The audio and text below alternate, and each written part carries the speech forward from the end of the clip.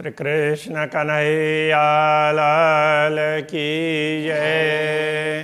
श्री निजानंद स्वामी की जय।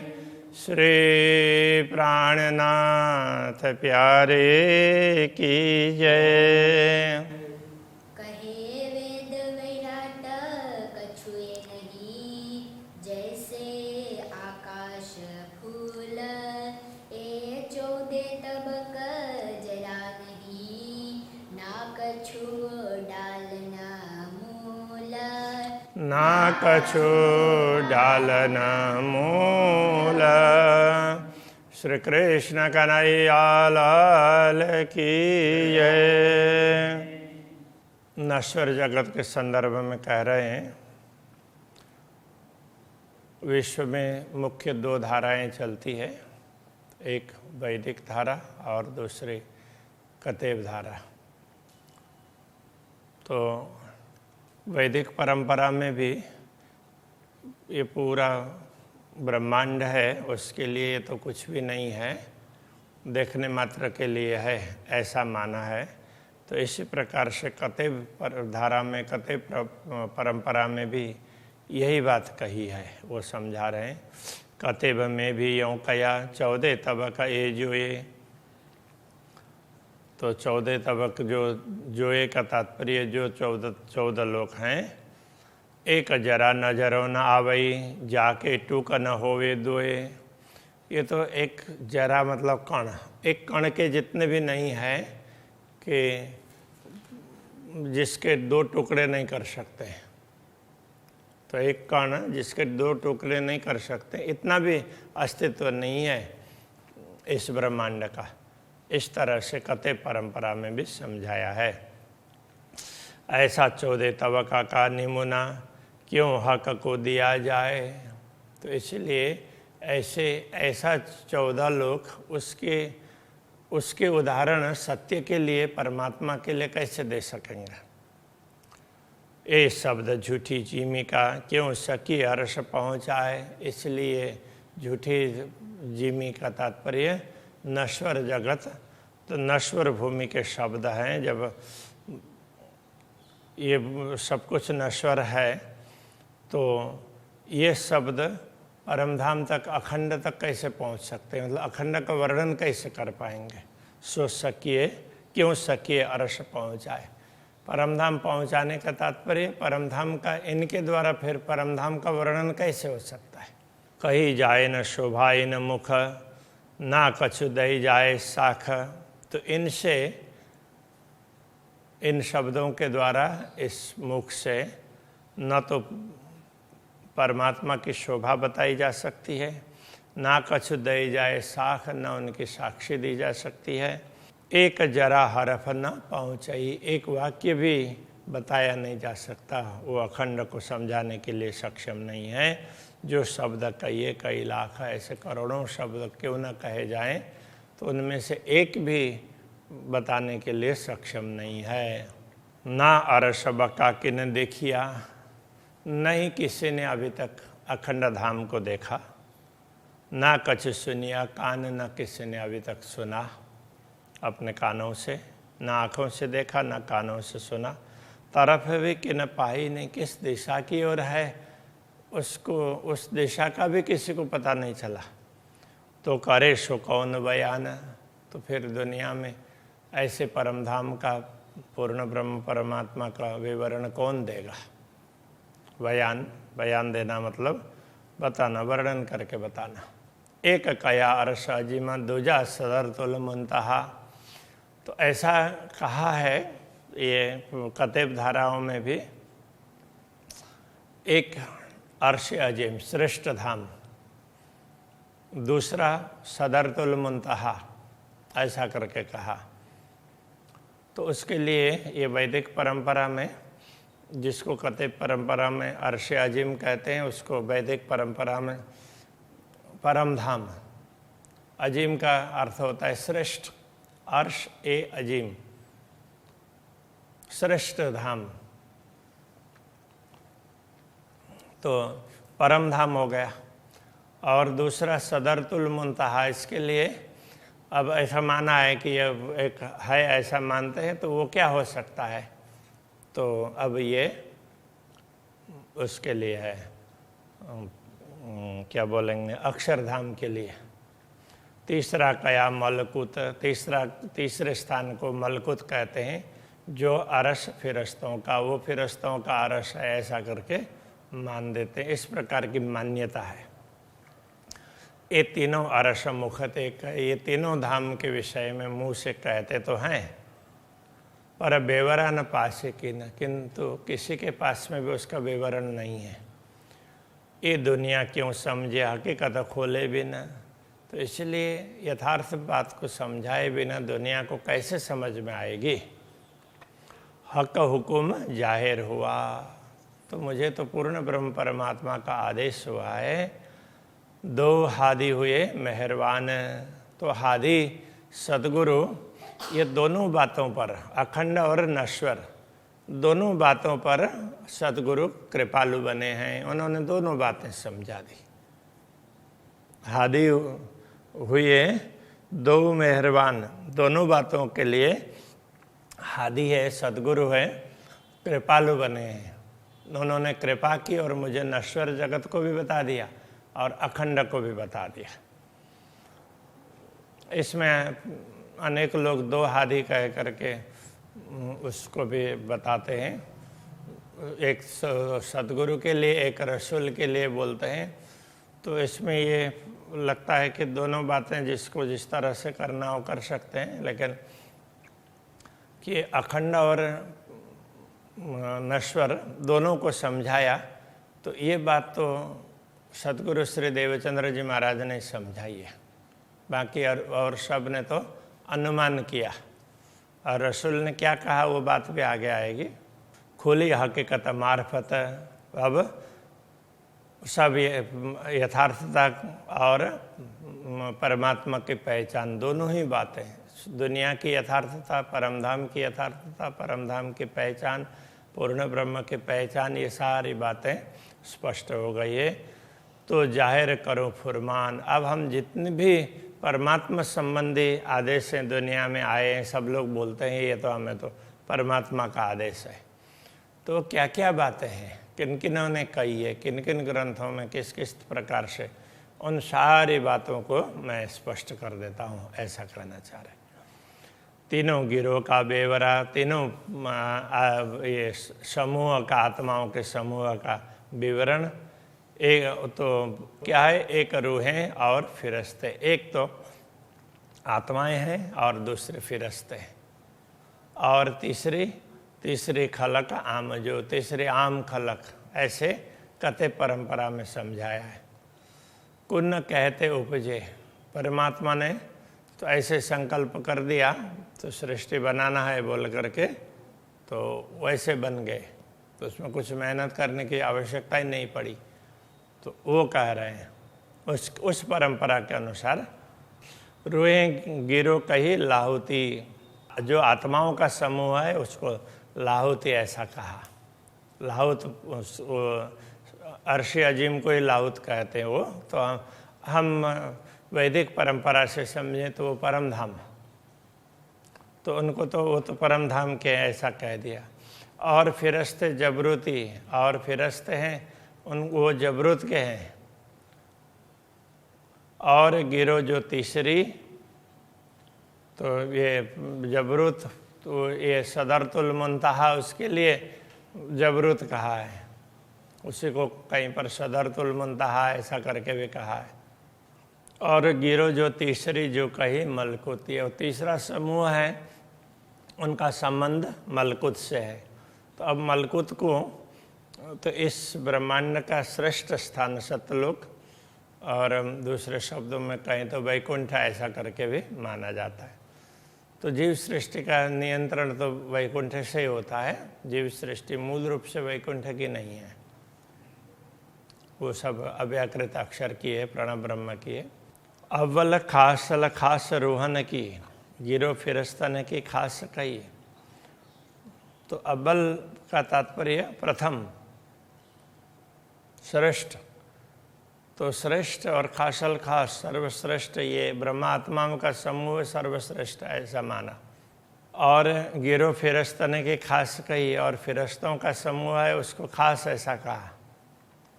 और कुन्न की तीसरी ये जो आम खलक भाई कुन्न कह करके तो जो ये पूरी दुनिया की सृष्टि हुई है तो वो तीसरी सृष्टि है उसको आम खलक तो सर्वसाधारण इस तरह से मान दिया। ऐसे कथे परंपरा में कहा है। दुनिया शरीयत फर्ज बंदगी, दुनिया ये आम खलक ये क्या करते हैं तो उनके लिए ये कर्म कांड है। शरीयत शरा के आधार पर चलने वाले हैं तो ये दुनिया है। अभी जो लोग वो कहते हैं कि हम तो पक्के हैं ईमान के तो इसलिए हम शराह पर चलते हैं, उनके लिए प्राणनाथ जी कहते हैं ये तो आम खलक की बात है। तो ये फर्ज बंदगी है।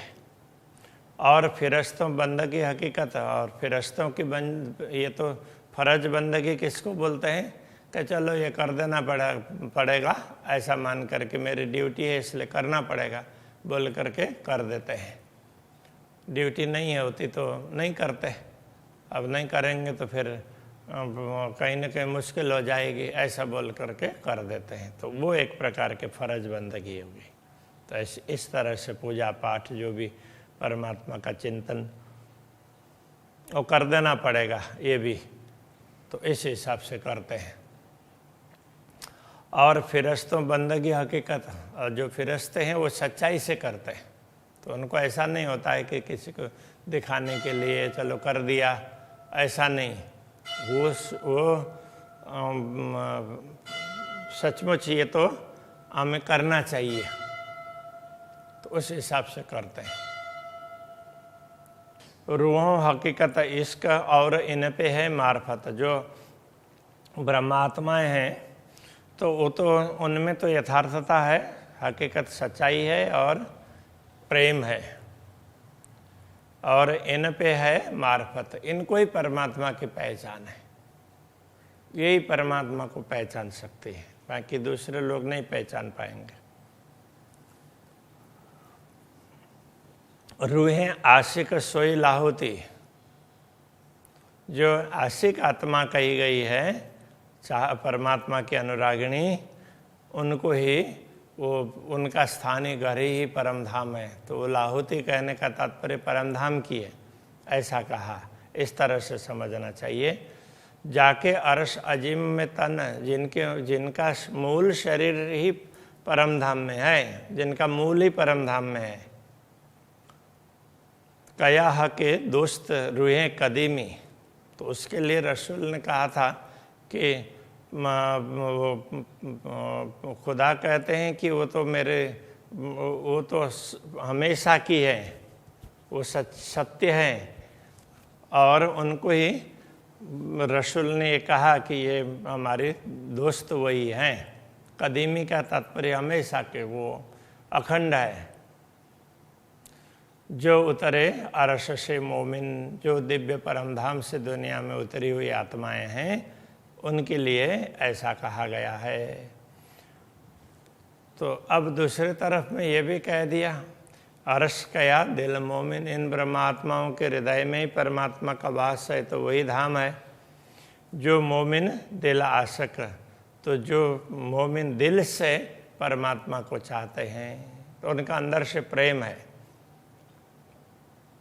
सो मोमिन कछुए न राखई, तो वो बिना अर्श बका हक, तो ये ब्रह्मात्माएं अखंड परमधाम और पूर्ण ब्रह्म परमात्मा के अतिरिक्त किसी को अपने दिल में नहीं रखते हैं। कहने का तात्पर्य तो उनका वो स्मरण नहीं करते हैं। ठीक है, दुनिया देख लिया बस हो गया, तो उनको परमात्मा के प्रति ही प्रेम है, दूसरों के प्रति कोई महत्व, दूसरी वस्तुओं का, परमात्मा के अतिरिक्त किसी का महत्व नहीं है, तो इसलिए कुछ नहीं रखते हैं का तात्पर्य ये है। सोई मोमिन जानिए, उनको ही ब्रह्मात्मा समझना जो उड़ावे 14 तबक, जो पूरे 14 लोक को नश्वर समझते हैं, उड़ा देते हैं का तात्पर्य जिसको कोई सत्य नहीं समझते हैं वो वही ब्रह्मात्माएं हैं। एक अरस के साहेब बिना और सब करे तरक। पूर्ण ब्रह्म परमात्मा परमधाम के स्वामी पूर्ण ब्रह्म परमात्मा के बिना, परमात्मा के अतिरिक्त सबको तो वो क्या करते हैं, तो उनका कोई अस्तित्व ही नहीं है, इस तरह से उनको नश्वर समझते हैं। तरक करना तो एक प्रकार से तो वो नश्वर है ऐसा मानना। उतरे हैं अरस से, ऐसी आत्माएं ऐसे दिव्य धाम से उतरी है। वे कहे मोहम्मद मेरे भाई, उनके लिए मोहम्मद ने कहा वो मेरे भाई हैं। जो आखिर को अवश्य, और ये भी कहा वो आखिर में परमात्मा आएंगे, उस समय वो भी आने वाले हैं। ये जो अहल इलाही, ये अहल का तात्पर्य उत्तराधिकारी है, इलाही उत्तराधिकारी कहने का तात्पर्य अखंड को समझने वाले, अखंड को जानने वाले वही होंगे, ऐसा उन्होंने कहा था। वे फकीर अतीम, वो फकीर है, और अतीम का तात्पर्य उनमें परमात्मा के अतिरिक्त तो कुछ भी नहीं चाहिए, कोई अहंकार नहीं, तो दीन, बड़े बड़े विनम्र समर्पित, तो उस अर्थ में। तो अभी आजकल कहते हैं डाउन टू अर्थ ऐसा करके, बिल्कुल विनम्र, जिनको कोई उसमें कोई अहंकार का कहीं लेस मात्र भी स्थान नहीं है। तो रसूल मोहम्मद ने खुदा से प्रार्थना करते हुए ये कहा था, मुझे उठाइए उन्हों में, तो मुझे भी उनके बीच में दोबारा उसमें उठाना। तो कब्र में सोने वाले हैं ना, तो फिर मुझे उस समय पर उठाना, तो उस समय मुझे भी शरीर धारण करवा देना, कहने का ये तात्पर्य। हक बरकत दुनिया में ने होशी सब इनों से। परमात्मा की बरकत का तात्पर्य परमात्मा की शक्ति। तो परमात्मा की शक्ति के विषय में वो सारा परिचय यही देंगे, होशी सब इनों से। तो दुनिया में इनसे ही परमात्मा की बातें की जाएगी, यही परमात्मा की पहचान करवाएंगे, अखंड की बात करेंगे। मोहे इल्म दिया हक ने, तो मुझे परमात्मा ने ज्ञान दिया। सो इनों को देशे इमाम, तो जैसे तो मुझे परमात्मा ही कुछ ज्ञान दे रहे हैं, थोड़ा बहुत मुझे पता चला है तो उनसे ही, तो इनको इमाम सब कुछ समझा देंगे। तो यहाँ इमाम कहने से सदगुरु। आखिर बड़ाई इनों की, तो आखिर समय में इनकी ही बड़ाई है, क्या तात्पर्य यही मान है। कहे मुसाफ हदीस तमाम, तो इस प्रकार की बातें मुसाफ में कुरान हदीस वगैरह जो भी, वैसे तो सामान्य रूप से जो मुसलमान हैं वही कुरान और हदीस को मुसाफ समझते हैं, तो बाकी दूसरे लोग हैं कथे परंपरा के, वो जो भी आप्त ग्रंथ है उन सबको मुसाफ कहते हैं। तो अब इसका तात्पर्य ये हुआ कि जिसमें परमात्मा संबंधी बात कही गई है वो सभी धर्म ग्रंथ तो उनके लिए कह रहे हैं, ऐसा समझना पड़ेगा। ये मांग्या अली हक पे, तो अली ने भी अपने मालिक से ये मांग की थी, मुझे उठाइयो आखिरत, मुझे भी उनके समय में जब वो आएंगे, ब्रह्मात्माएं आएंगी, उस समय मुझे भी उठा देना। मेहदी के यारों में ने, मेहदी के यारों में मैं पाऊँ ये निस्बत, तो मुझे यही आपके वो अब इसमें निस्बत कहने से अब ये है कि मैंने आपकी अभी तक इबादत की है, प्रार्थना की है, तो बस मुझे इतना वरदान दे देना, इतनी मुझ पर कृपा कर देना, ऐसा उसने कहा। तो अब ये निस्बत का अर्थ तो संबंध होता है, मैं उनके साथ में उनके समय पर हूँ तो उनसे मेरा संबंध बनेगा ना, तो मैं ये लाभ प्राप्त कर सकूं। तो इस तरह से तो उसने भी मांग की। इमाम जाफर सादिक, तो कोई सादिक का अर्थ होता है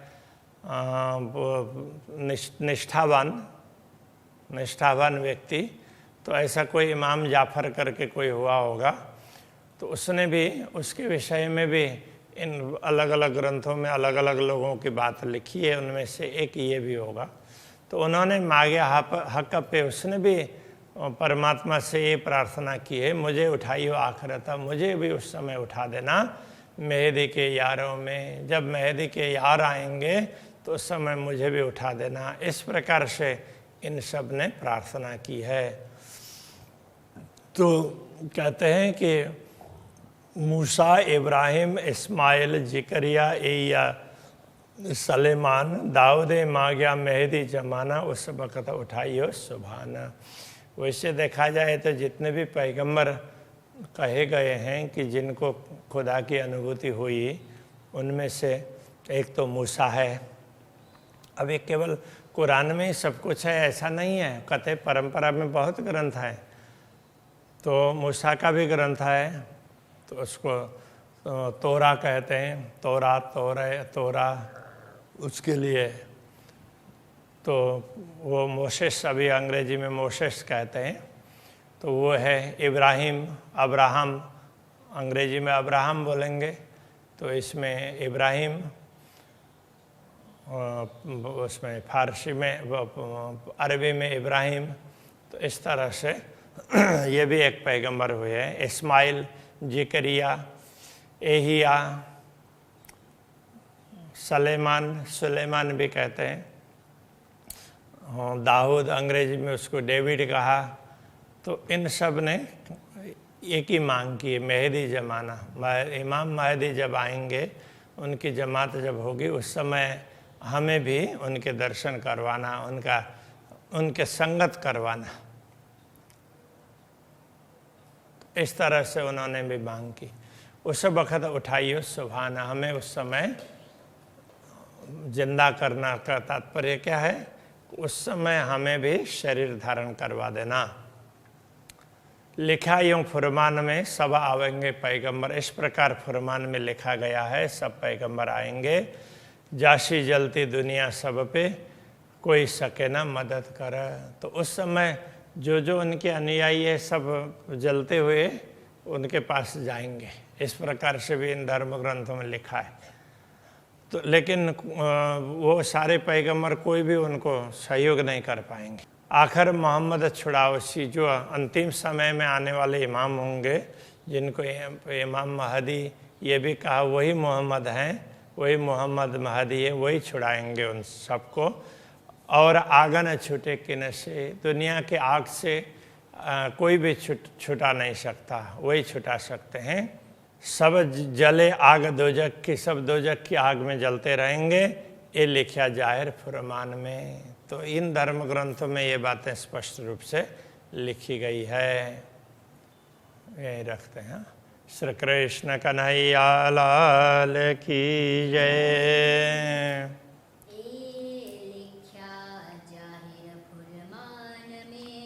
ए लिखा जाहिर फरमान में,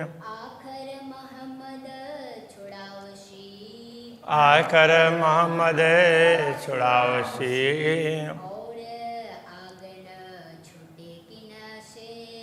और आगन छूटे किन से, सब जले आग दोजख की।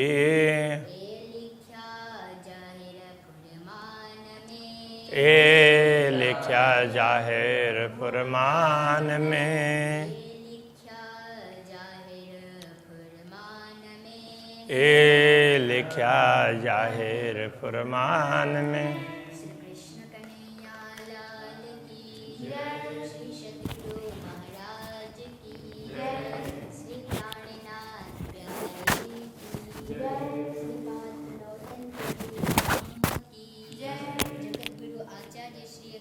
कृष्णमणि जी महाराज की जय।